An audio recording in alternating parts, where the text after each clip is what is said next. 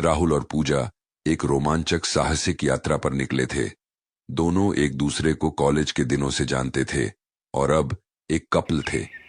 वे अपनी गर्मियों की छुट्टियां बिताने के लिए एक छोटे से गांव में आए थे, जहां उन्होंने एक पुरानी सुनसान हवेली के बारे में सुना था। यह हवेली गांव के किनारे पर स्थित थी और गांव वालों का कहना था कि वहां रात में जाने वाला कोई वापस नहीं आता। राहुल और पूजा को रोमांच का बहुत शौक था, इसलिए उन्होंने उस हवेली को देखने का निश्चय किया। एक शाम वे दोनों गांव वालों की चेतावनी को नजरअंदाज करते हुए हवेली की ओर बढ़े। हवेली के पास पहुंचते ही उन्हें एक अजीब सी ठंडक महसूस होने लगी।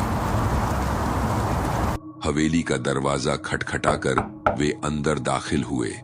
अंदर की दीवारों पर धूल की मोटी परत जमी हुई थी और हर कोने में मकड़ियों के जाले थे।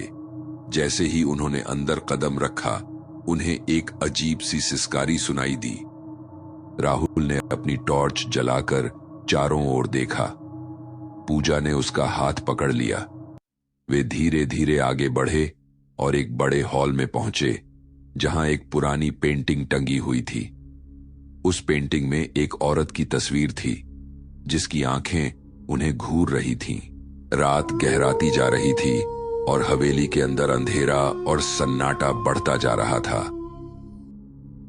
अचानक ही एक जोरदार आवाज हुई और दरवाजे अपने आप बंद हो गए। पूजा चौंक गई और राहुल भी घबरा गया। वे दोनों बाहर जाने का रास्ता ढूंढने लगे, लेकिन हर दरवाजा बंद हो चुका था। तभी उन्हें पीछे से किसी के हंसने की आवाज आई। वे मुड़कर देखे तो वहां कोई नहीं था। पूजा की हालत खराब हो रही थी। राहुल ने उसे शांत कराने की कोशिश की, लेकिन तभी उनके सामने एक सफेद साया दिखाई दिया। साया धीरे धीरे उनके पास आने लगा। राहुल और पूजा ने भागने की कोशिश की, लेकिन उनके पैर जैसे जम गए थे। साया पास आते ही वे चीख पड़े। साया ने अपनी लंबी उंगलियों से पूजा की ओर इशारा किया और बोली, तुम्हें यहां नहीं आना चाहिए था। पूजा बेहोश हो गई और राहुल उसे उठाने की कोशिश करने लगा। तभी साया ने राहुल का हाथ पकड़ा और उसकी आंखों में झांकते हुए कहा, यह हवेली मेरे श्राप से बंद है। जो भी यहां आता है, उसकी आत्मा यहीं कैद हो जाती है। साया ने राहुल को बताया कि वह एक रानी थी, जिसे उसके ही राजा ने धोखा देकर मार दिया था। उसकी आत्मा अब इस हवेली में भटकती रहती है और वह किसी को भी यहां शांति से नहीं रहने देती। राहुल ने साया से माफी मांगी और कहा कि वे सिर्फ जिज्ञासा से यहां आए थे।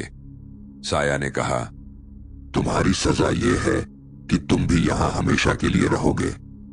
तभी हवेली के दरवाजे फिर से खुल गए और राहुल ने देखा कि पूजा के शरीर से एक और साया निकल रहा है। राहुल ने पूजा को बाहर ले जाने की कोशिश की, लेकिन वे बाहर नहीं जा सके। हवेली के दरवाजे फिर से बंद हो गए और वे दोनों हवेली में कैद हो गए। आज भी लोग कहते हैं कि उस हवेली में राहुल और पूजा की आत्माएं भटकती रहती हैं। कोई भी उस हवेली के पास जाने की हिम्मत नहीं करता और गांव वाले हमेशा उसे दूर से ही देखते हैं। कहानी का अंत ऐसा था कि वह हवेली कभी भी किसी को जीवित बाहर नहीं जाने देती और राहुल और पूजा की तरह कई और आत्माएं भी वहां कैद हो चुकी हैं।